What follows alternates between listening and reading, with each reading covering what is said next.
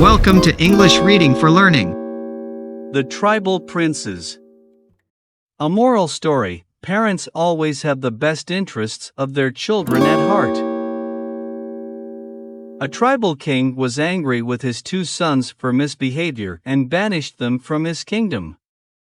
The brothers went to a city where the people hurled stones at them, shouting, "They look like beggars from a faraway land. Throw them out of our city."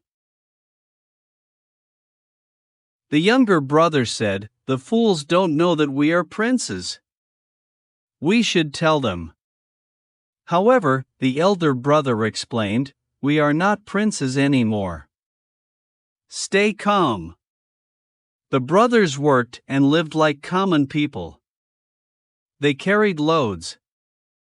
They filled water at the well. They made friends with their neighbors where they lived in a small hut. The tribal king had them secretly watched. After 3 years, he took them back, convinced that they had learnt their lessons in life. The princes never misbehaved after that. They grew to be good and well-mannered princes, and the elder prince became the king after some years. The younger prince helped him to rule the kingdom well. Thanks for watching and listening. Please click like and subscribe for new and latest uploads.